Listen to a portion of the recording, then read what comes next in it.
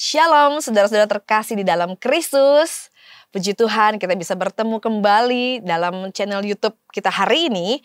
Dan hari ini di bulan ini kita masih dalam tema besar gereja kita, yaitu Connected with the Family of God. Dengan temanya Generation. Saya selalu excited untuk berbicara tentang generasi. Dan bulan Juli merupakan bulan anak di dalam gereja kita. Dan saya percaya ini bukan sekedar hanya program tahunan atau rutinitas semata, tapi kesempatan ilahi untuk merenungkan peran keluarga dan juga gereja dalam membangun generasi. Dan judul khotbah saya hari ini adalah memuridkan generasi. Saya ingin mulai dengan satu pernyataan yang penting. If you don't disciple your children, the world will do it. Jika kita tidak memuridkan anak-anak kita, maka dunia yang akan memuridkan mereka. Wow. Hari-hari ini anak-anak kita lebih kenal karakter dari games mereka, dari YouTube, dari TikTok, daripada mengenal tokoh-tokoh Alkitab. Mereka bisa lebih hafal karakter-karakter yang dalam gamesnya daripada nama-nama yang dalam Alkitab. Bukan karena mereka, tanda kutip, nakal, bukan karena tanda kutip juga mereka tidak taat, tapi karena kita sebagai keluarga Tuhan kadang-kadang pasif dalam memberikan nilai, dalam mendorong mereka untuk mencintai firman. Sementara dunia ini amat sangat agresif dalam menarik anak-anak kita, memberikan value-value dunia, memberikan value-value yang sangat materialistik. Jadi kita harus berlomba dengan dunia ini untuk memberikan nilai yang benar buat anak-anak kita.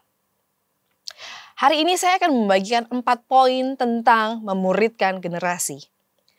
Yang pertama, anak-anak adalah warisan Tuhan.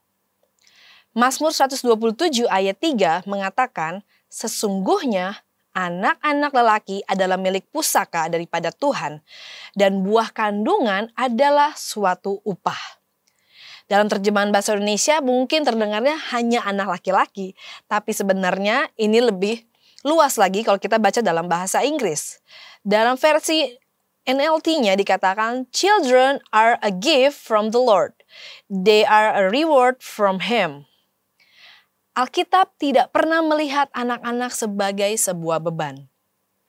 Mereka adalah pusaka, warisan, investasi surga yang Tuhan berikan kepada anak-anaknya yang percaya kepadanya. Yang dipercayakan kepada kita juga untuk kita rawat, kita didik, kita wariskan nilai-nilai yang benar, dan untuk bertumbuh kembang dalam kemampuannya, dalam potensinya yang terbaik. Bukan hanya untuk dikendalikan. Anak-anak yang Tuhan percayakan kepada kita bukan diberikan untuk dikontrol, untuk fully control. Memang ada masa-masa usia mereka masih ada dalam otoritas kita sebagai orang tua. Karena pada usia itu mereka belum bisa membuat sebuah keputusan, atau ada hal-hal yang mereka memang harus kita tolong untuk mengambil sebuah keputusan. Terutama anak-anak yang berada di bawah usia 17 tahun.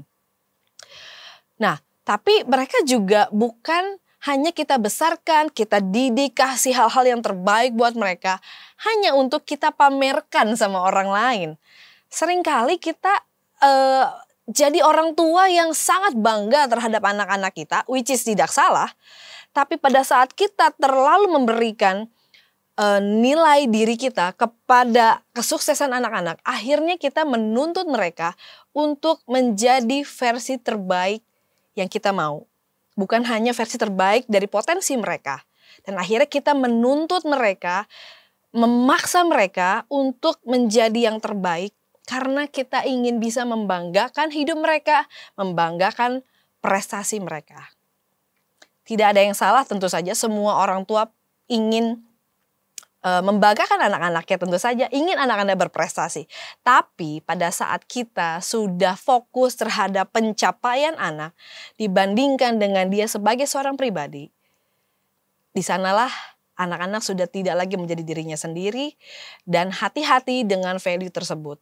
Ya, jadi Walaupun kita dorong mereka berprestasi, but jangan lupa kita harus ingat, kita harus lihat mereka sebagai seorang pribadi.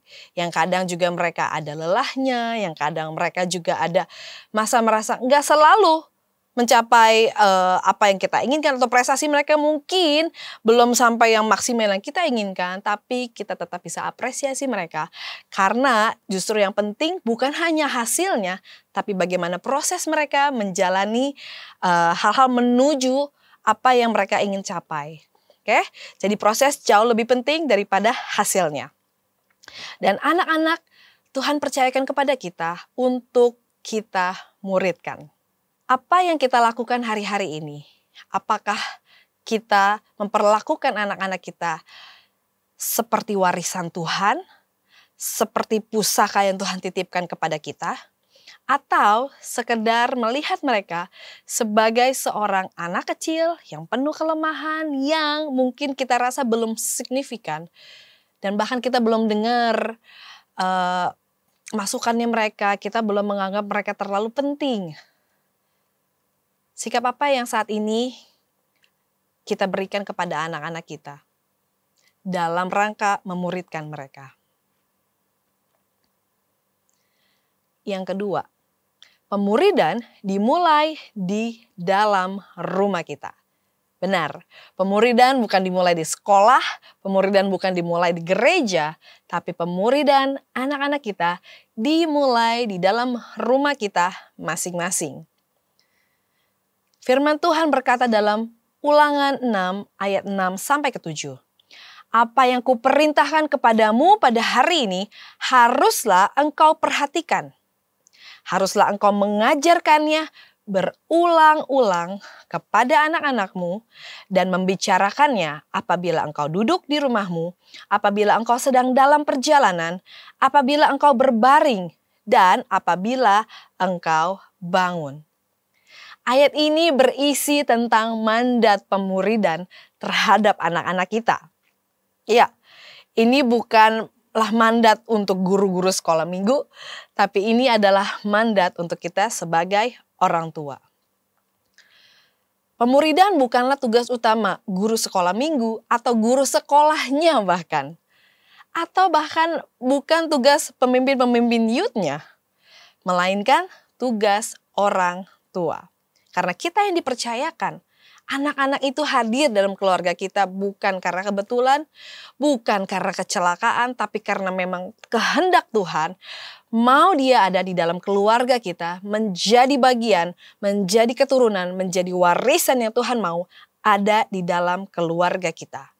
Jadi mari, let's embrace, mari kita terima apa yang Tuhan memang percayakan buat kehidupan kita. Dan mari cari tahu apa kehendaknya Tuhan. Yang Tuhan mau kita lakukan sebagai orang tua yang dipercayakan sesuatu yang berharga ini dari Tuhan. Gereja dan pelayanan Next Gen adalah supporting, adalah pendukung, bukan pengganti orang tua dalam memuridkan anak-anak. Pertanyaannya, bagaimana kalau saya merasa saya tidak punya kapasitas untuk memuridkan anak-anak? Bagaimana kalau saya rasa saya nggak punya role model untuk memuridkan anak-anak?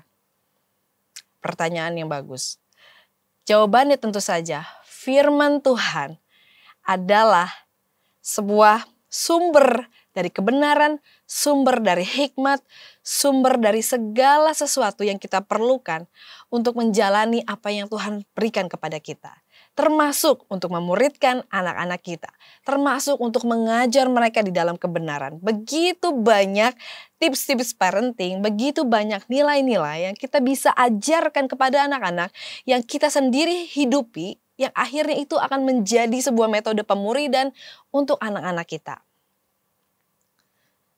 Pemuridan bukan cuma bicara tentang anak-anak mengikuti satu kali seminar dan kita berharap mereka mengalami perubahan. Atau mungkin mereka habis ikut kids camp atau youth camp yang diadakan tiap tahun di dalam gereja kita. Pemuridan bukan hanya event. Pemuridan adalah tentang gaya hidup sehari-hari yang kita ajarkan, yang kita hidupi, yang akhirnya akan mereka teladani dan mereka contoh dalam kehidupan kita.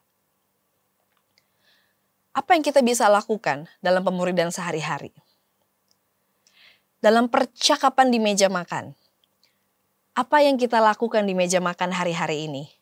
Apakah kita masih berkomunikasi secara tatap muka, duduk mungkin kita bersama-sama, tapi masing-masing dengan dunianya masing-masing. Bahkan anak-anak semuda usia masih beberapa bulan sudah disuguhkan device, tablet, supaya dia bisa duduk, diam, dan dia bisa makan dengan tenang. Untuk beberapa situasi tertentu mungkin itu menolong. Tapi untuk menjadi sebuah gaya hidup, menjadi sebuah budaya dalam keluarga, tentu saja itu tidak sehat. Ya, jadi mari kita kembalikan budaya berkomunikasi secara tatap muka, komunikasi secara hangat, komunikasi yang melihat mata dengan mata. Dan meja makan adalah salah satu tempat terbaik untuk kita ngobrol, untuk kita sharing. Karena Tuhan Yesus sendiri memberikan teladan bagaimana dia menjangkau orang, bagaimana dia memenangkan hati orang-orang melalui meja makan.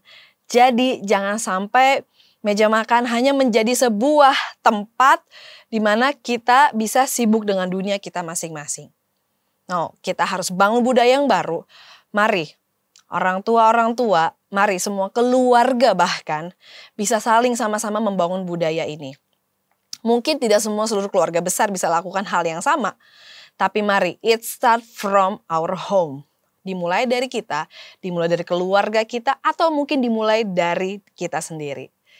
Ini sesuatu yang nggak gampang hari-hari ini. Kan udah biasa ya gitu, kita makan sambil lihat handphone kita, lihat tablet kita. Tapi kita sedang dalam misi pemuridan. Ya, segala sesuatu yang kita lakukan seperti untuk Tuhan pasti akan ada meaningnya, akan ada tujuannya, dan semua yang kita lakukan dengan sengaja, dengan intentional pasti akan berdampak.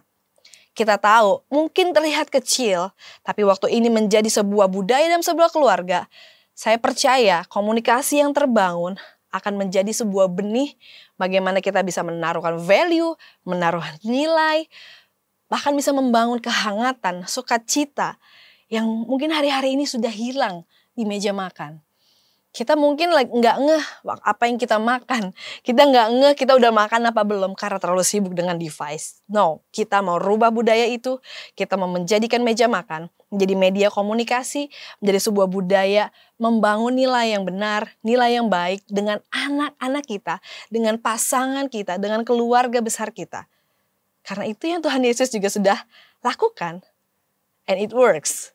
So mari kita teladani dan kita bangun budaya yang baru dalam keluarga kita. Nah, bagaimana dalam reaksi kita pada saat kita sedang emosi, kita sedang marah? Apakah kita bentak-bentak, kita mengeluarkan kata-kata makian, umpatan, marah dengan, atau kita marah justru dengan pengendalian diri? Waduh ya, tentu saja ini sangat sulit kita lakukan, tapi kembali lagi waktu kita dalam konteks pemuridan, segala sesuatu harus dilakukan dengan sengaja. Memang rasanya sulit waktu kita emosi, waktu kita marah untuk bisa tetap dalam koridor yang benar gitu ya. Kita nggak sampai menyakiti orang lain, kita nggak sampai mengeluarkan hal-hal yang kata-kata yang kita harusnya tidak keluarkan untuk orang lain. Tapi waktu kita tahu bahwa apapun yang kita katakan, apapun yang kita lakukan akan mengimpact anak-anak kita, akan berdampak sama generasi yang melihat kita, kita akan jauh lebih aware. Jadi mari, bahkan dalam kemarahan pun, apakah kita bisa tetap punya self control, atau apakah setiap marahnya kita ini ada alasan yang jelas? Ya Tuhan Yesus juga marah sebagai manusia. Tapi selama kemarahan itu adalah kemarahan yang ilahi, kemarahan yang dengan alasan yang benar dan jelas, is okay. Tapi tadi tetap dijaga. Apa yang kita mau impartasikan sama anak-anak kita? Apa yang mau kita lihat anak-anak kita teladani dari sikap-sikap kita, termasuk pada saat kita marah. Kemudian bagaimana dalam cara kita melayani orang lain? Setengah hati, sepenuh hati, murah hati, atau justru pelit hati. Atau kita malah tidak izinkan anak-anak kita untuk melakukan apa-apa di rumah. Ya boro-boro untuk melayani orang lain, untuk melakukan sesuatu dirinya sendiri aja. Kayak oke, gak usah gitu ya.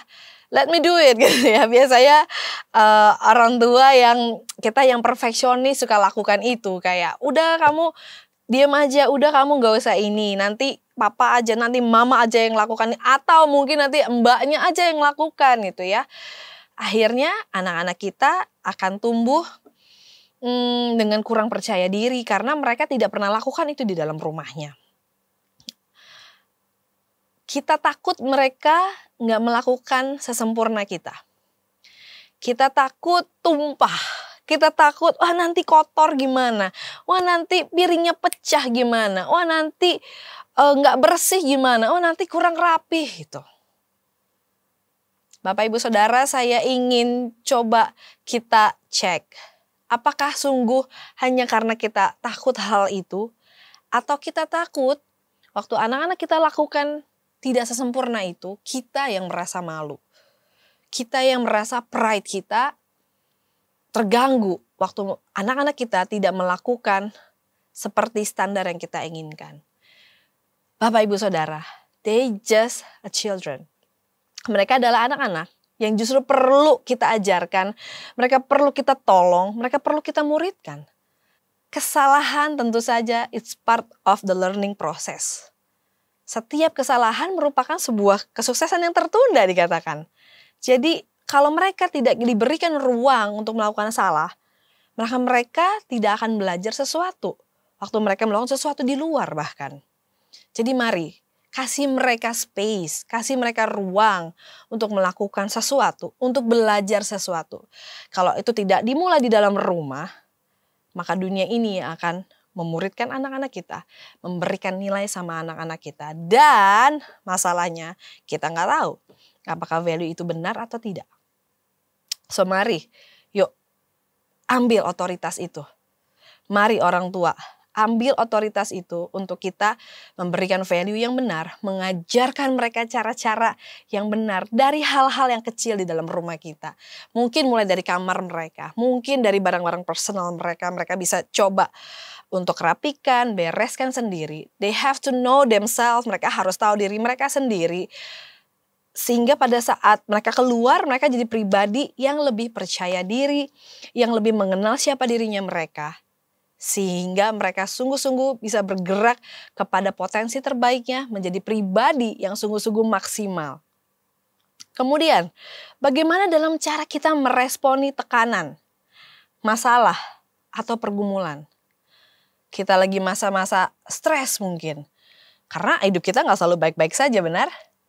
Nah tentu saja mungkin kalau di luar, kalau di gereja, kita terlihat oke-oke aja, kita terlihat baik-baik saja. Tapi bagaimana waktu kita pulang ke rumah? Kita akan menjadi diri kita apa adanya. Dan anak-anak tentu saja akan melihat hidup kita.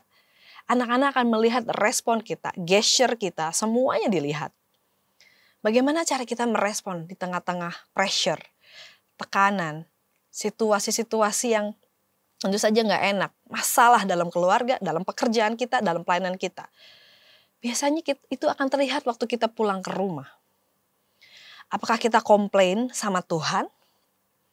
Karena kita rasa saya sudah jadi anggota gereja ini lama, saya sudah melayani yang terbaik. Tapi ada rasa kekecewaan, ada rasa ketidakpuasan, atau mungkin ada luka-luka yang kita rasakan. Well, besi menajamkan besi, dimanapun kita berada, itu akan terjadi. Tapi waktu kita mengalami pressure, kekecewaan, putus asa, apakah kita datang kepada Tuhan di tengah-tengah situasi itu? Atau justru kita menjauh, kita kecewa, kita memperkatakan hal-hal yang justru menjadi komplain kita sama Tuhan di tengah-tengah itu.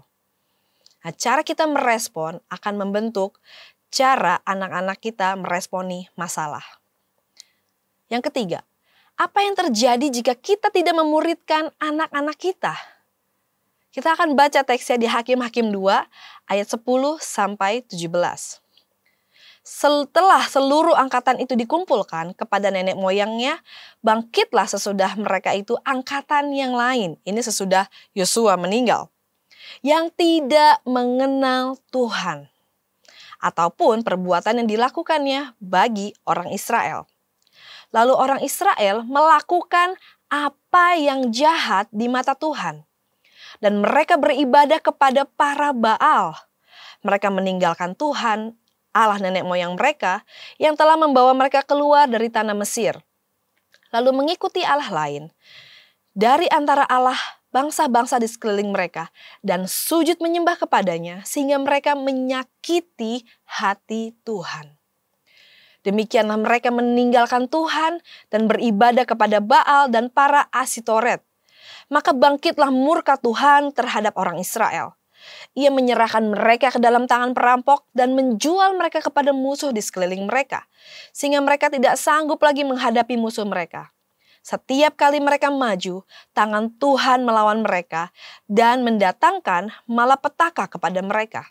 Sesuai dengan apa yang telah diperingatkan kepada mereka oleh Tuhan dengan sumpah. Sehingga mereka sangat terdesak. Maka Tuhan membangkitkan hakim-hakim yang menyelamatkan mereka dari tangan perampok itu. Tetapi juga para hakim itu tidak mereka hiraukan. Karena mereka berzina dengan mengikuti Allah lain dan sujud menyembah kepadanya. Mereka segera menyimpang dari jalan yang ditempuh oleh nenek moyangnya yang mendengarkan perintah Tuhan. Mereka melakukan yang tidak patut. Wow. Apa yang kita bisa belajar dari ayat ini? Musa dan Yosua merupakan sebuah hubungan yang saling memuridkan. Kita tahu bagaimana kepemimpinan Musa, bagaimana akhirnya juga Yosua menggantikan kepemimpinan Musa dan dia memimpin bangsa Israel dengan sangat baik. Tapi saat pemimpin terbaik tidak memuridkan, tidak mewariskan, tidak mengajarkan nilai-nilai sebaik apapun yang dia punya, maka pada saat dia selesai, maka nilai-nilai itu pun selesai. Menguap begitu saja. Dan itulah yang terjadi pada bangsa Israel. Muncullah sebuah angkatan yang akhirnya meninggalkan Tuhan. Tidak mengenal Tuhan karena mungkin tidak ada lagi angkatan yang memuridkan, angkatan yang mengajarkan mereka tentang kebenaran siapa Tuhan yang benar. Dan akhirnya kita lihat singkat cerita bagaimana Tuhan murka dan Tuhan marah terhadap hal-hal yang mereka lakukan. Dan akhirnya banyak hal, banyak berkat yang mereka nggak bisa nikmati dalam kehidupannya. Jika orang tua tidak memuridkan anak-anak, maka mereka akan menjadi generasi yang tidak mengenal Tuhan dan melakukan apa yang jahat di mata Tuhan. Tentu saja kita nggak mau itu terjadi kepada generasi kita terhadap anak-anak kita. Jika orang tua tidak berbicara dan mengajarkan tentang Tuhan, maka YouTube, TikTok, komunitas games mereka akan berbicara tentang ideologinya, tentang apa yang sedang trending, tentang apa yang sedang viral hari-hari ini. Terlepas itu benar atau salah. Dan seringkali nilainya tentu saja sesat dan sangat materialistis. Jika kita tidak memberikan anak-anak kita identitas yang dari Kristus, maka dunia akan memberikan identitas dari FYP. Dari hal-hal yang trending, dari hal-hal yang viral. Dan itu yang seringkali merusak mentalitas anak-anak kita, merusak budaya yang kita bangun di dalam gereja bahkan. Perfilman Indonesia sedang dipenuhi dengan genre-genre horor hari-hari ini dan selalu mengundang tantangan untuk anak-anak. Kalau kita nggak nonton itu, nggak gaul mah, gitu kata anak-anak. Kalau kita nggak nonton itu dianggapnya, aku nggak bisa ngobrol nih sama mereka, nggak relate nih gitu. Semua teman-teman aku udah nonton film itu. Biasanya itu alasan anak-anak waktu mereka mau nonton film-film ini. Parents, please set the standard. Tontonan apa yang kita izinkan untuk anak-anak kita tonton hari-hari ini? Apakah kita cek Netflix film-film apa yang mereka tonton? Channel-channel yang mereka suka tonton? Apakah kita tahu? Karena apapun yang mereka tonton, mereka konsumsi, mereka scroll setiap hari akan mempengaruhi perspektif mereka, bahkan mempengaruhi iman mereka kepada Tuhan. Terutama dalam konteks film horor, untuk apa mereka mengeluarkan uang, bayar mahal, ke bioskop hanya untuk mendapatkan ketakutan yang justru bisa mengecilkan iman mereka, bukan membesarkan iman mereka. Karena iblis ingin taruh rasa takut yang besar kepada generasi ini. Dan mari kita ambil otoritas kita. Jangan biarkan anak-anak ada di sana, memang akan melawan mainstream dari teman-teman mereka. Tapi mari, Christian parents, mari bangun standar. Karena kita tahu apa yang kita sedang tabur sama anak-anak kita dan apa yang dunia mau tabur buat anak-anak kita. Saya juga punya pengalaman, setiap kali anak saya yang paling besar, sekarang dia kelas 6 SD, minta izin untuk nonton bareng sama temennya, saya akan pastikan film apa yang dia mau tonton. Apa judulnya? Kalau perlu saya nonton dulu trailernya, saya baca dulu sinopsis filmnya, kemudian saya lihat age restriction-nya umur berapa. Kalau umurnya dia atas 17 tahun tentu saya tidak izinkan. Kalau genre filmnya horor walaupun 13 plus enggak juga. Walaupun maka cuma beda setahun, iya tetap aja itu ada batasannya. Emosi kamu dalam 1 tahun itu bisa berkembang dengan berbeda gitu ya. Dia sangat kritis ya. Jadi dia akan, cuma beda setahun loh umur aku. It's okay, you can wait. Film-film ini akan selalu ada. Apalagi tentang horor, tentu saja I will say no. Karena itu akan memberikan dia benih ketakutan. Dan walaupun temennya bilang, kita bayarin gitu ya. Oh ayo itu aku yang ajak, aku yang bayar. Well, kalau tidak sesuai dengan standar itu, tetap saya akan bilang tidak. Oke, so parents mari set the standard buat anak-anak kita. Apa yang mau kita izinkan dikonsumsi anak-anak kita. Apa yang kita mau anak-anak kita tonton sehari-hari. Dilihat, dibaca, didengar. Karena itu akan mempengaruhi masa depan mereka, membentuk perspektif mereka, bahkan membentuk iman mereka. Yang terakhir, anak harus tunduk kepada otoritas orang tua. Ya, waktu saya katakan ini mungkin sebagian besar orang tua, iya memang seharusnya. Tapi yang terjadi hari-hari ini seringkali kebalikannya. Dan kita seringkali tidak menyadarinya. Efesus 6 ayat 1-4 mengatakan, hai anak-anak taatilah orang tuamu di dalam Tuhan. Karena haruslah demikian. Hormatilah ayahmu dan ibumu. Ini adalah suatu perintah yang penting. Seperti yang nyata dari janji ini. Supaya kamu berbahagia dan panjang umurmu di bumi. Dan kamu bapak-bapak janganlah bangkitkan amarah di dalam hati anak-anakmu. Tetapi didiklah mereka di dalam ajaran dan nasihat Tuhan. Saat ini kita hidup di zaman yang sangat memberikan begitu banyak privilege buat anak-anak kita. Karena kita nggak mau mereka merasakan seperti yang kita rasakan dulu. Keterbatasan yang kita rasakan. Hal-hal yang kita nggak bisa punya dahulu. Kita ingin anak-anak kita punya hari-hari ini. Well, itu yang saya alami sebagai millennials. Tapi ternyata hal itu tidak membawa sesuatu yang baik buat anak-anak kita hari-hari ini kalau kita teruskan dengan cara pandang yang seperti itu. Hari-hari ini kita lebih mendengar anak-anak mau apa. Anak-anak kepengen apa. Kita ingin memberikan yang terbaik. Seakan-akan sangat alkitabiah ya. Orang tua yang mengasihi dengan memberikan yang terbaik. Tapi seringkali apa yang kita lakukan ini kadang berujung pada pembalikan otoritas. Anak yang menjadi raja, anak yang memegang otoritas, dan orang tua menjadi pelayan. Wow. Seringkali kita lebih menuruti apa yang anak-anak kita mau. Saya mau makan ini hari ini, saya mau pergi ke sana, saya mau ini, saya mau itu, saya mau hadiah, saya ini, saya mau itu. Wow, hari-hari ini anak-anak sangat demanding sama orang tua. Dan kalau kita tidak tahu di mana posisi kita, di dalam firman Tuhan yang tadi sudah kita baca, maka kita akan terbalik secara otoritas.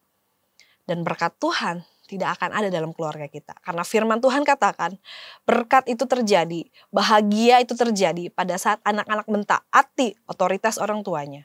Bukan sebaliknya.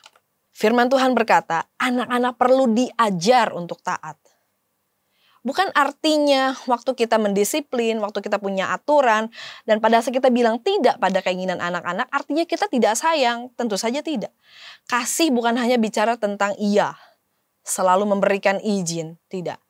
Kasih juga bicara tentang bagaimana disiplin, bagaimana aturan, bagaimana kita mendewasakan mereka, dan bagaimana anak-anak kita belajar mentaati otoritas kita sebagai orang tua. Dan otoritas orang tua bukan untuk menindas, tapi untuk membentuk dan juga melindungi mereka dari hal-hal yang kita sebenarnya bisa hindarkan. Karena memang belum usianya. Jadi mari orang tua, mari sama-sama kita ambil bagian kita. Let's take the authority. Ambil otoritas ini, ambil peran kita sebagai orang tua. Untuk mengajarkan anak-anak kita tentang ketaatan, mengajarkan anak-anak kita tentang disiplin, tapi juga mengajar mereka di dalam kasih Tuhan. Mari kita menjadi pemurid utama dalam kehidupan mereka. Jangan biarkan mereka dimuridkan dengan nilai-nilai yang absurd dari dunia ini lewat media sosial mereka. Bangun waktu-waktu berdoa, bangun waktu-waktu mereka harus beribadah ke dalam rumah Tuhan. Jangan biarkan mereka menjadikan rumah Tuhan atau ibadah sebuah opsi. Oh, kalau saya mau, saya ibadah. Kalau saya capek, saya tidur di rumah.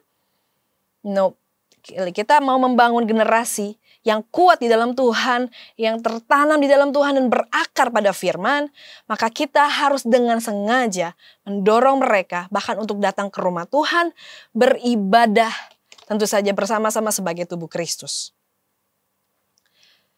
Dan mari saya juga mau mengajak kita berikan keteladanan hidup. Itu adalah cara terbaik waktu kita mau memuridkan mereka. Dan bila hari-hari ini ada beberapa mungkin dari saudara merasa saya nggak cukup mampu atau nggak cukup punya pengetahuan untuk jadi orang tua yang benar dan baik.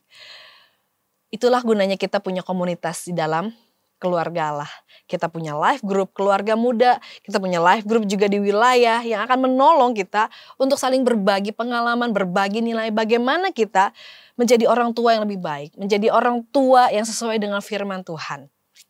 Mari sama-sama terbuka untuk mengambil panggilan ini, mengambil kepercayaan ini, mengambil tanggung jawab ini untuk memuridkan setiap generasi yang Tuhan percayakan kepada setiap kita. Kesimpulannya, jika kita tidak memuridkan anak-anak, maka dunia akan memuridkan mereka. Dan dunia ini tidak mengenal kasih karunia, kebenaran atau keselamatan. Kita adalah keluarga Allah dan keluarga Allah harus memelihara generasinya. Jangan biarkan ada anak-anak kita, generasi kita yang terhilang. Hanya karena kita yang abai, kita tidak melakukan bagian kita. Saya akan tutup dengan ayat Amsal 22 ayat 6. Didiklah orang muda menurut jalan yang patut baginya. Maka pada masa tuanya pun ia tidak akan menyimpang daripada jalan itu. Mari sama-sama datang kepada Tuhan. Haleluya, Yesus, haleluya Tuhan. Bapa, kami mengucap syukur buat firman yang Tuhan sudah taruhkan hari ini. Kami tahu dalam masa-masa ini tidak mudah untuk kami bisa memuridkan anak-anak kami, memuridkan generasi ini Tuhan. Tapi kami mau meresponi panggilan Tuhan, meresponi tanggung jawab yang Tuhan berikan buat kami. Untuk kami mulai bisa memuridkan mereka, mulai bisa mengajar mereka, mulai bisa memberikan teladan yang lebih baik buat anak-anak kami, buat generasi-generasi yang Tuhan percayakan dalam sekeliling kami, dalam kehidupan kami Tuhan. Bapak, kami gak mau menjadi orang tua yang abai, kami gak mau menjadi senior-senior yang gak peduli terhadap generasi selanjutnya. Tuhan, kami tahu generasi adalah titipannya Tuhan, warisan Tuhan, pusaka Tuhan. Untuk itu Tuhan, kami mau sama-sama bergerak maju bersama dengan gereja Tuhan, memberikan nilai yang benar, mengajarkan mereka yang benar, dan memberikan teladan kehidupan yang benar sebagai orang-orang yang cinta Tuhan, sebagai orang-orang yang sungguh menghidupi kebenarannya Tuhan. Dan pakai hidup kami Tuhan untuk mengimpartasikan bagaimana hidup takut akan Tuhan, bagaimana hidup yang cinta akan firman-Mu, sehingga generasi ini bisa menjadi generasi yang cinta firman-Mu, berakar dalam-Mu, dan sungguh-sungguh menjadi generasi yang takut akan Tuhan. Kami serahkan setiap anak-anak kami ke dalam tangan-Mu Tuhan. Kami penuh keterbatasan, tapi kami mau menyatakan kemahakuasaan-Mu. Pakai setiap kami, para orang tua yang Tuhan sudah percayakan dengan warisan ilahi, untuk bisa memuridkan mereka, untuk bisa mengajar mereka dalam kebenaran. Dan kiranya hikmat daripada Tuhan akan menolong setiap kami. Tuhan, perlengkapi setiap kami dengan kebenaran-Mu. Perlengkapi kami dengan orang-orang yang bisa menolong kami menjadi orang tua yang lebih baik lagi. Perlengkapi kami dengan resources Tuhan, untuk kami punya pengetahuan yang semakin baik. Bagaimana menjadi orang tua yang bisa menjawab kebutuhan generasi ini. Dan kami mau Tuhan menyelamatkan generasi ini, memenangkan generasi ini, untuk mereka menjadi generasi yang sungguh-sungguh takut akan Tuhan. Terima kasih Tuhan, terima kasih Roh Kudus. Hamba-Mu selesai berbicara, tapi kiranya semua firman yang telah ditaburkan hari ini akan menjadi benih iman dan bertumbuh dan berakar dalam kehidupan kami. Terima kasih Tuhan, segala kemuliaan untuk-Mu. Di dalam nama Yesus kami berdoa dan mengucap syukur. Haleluya. Amin.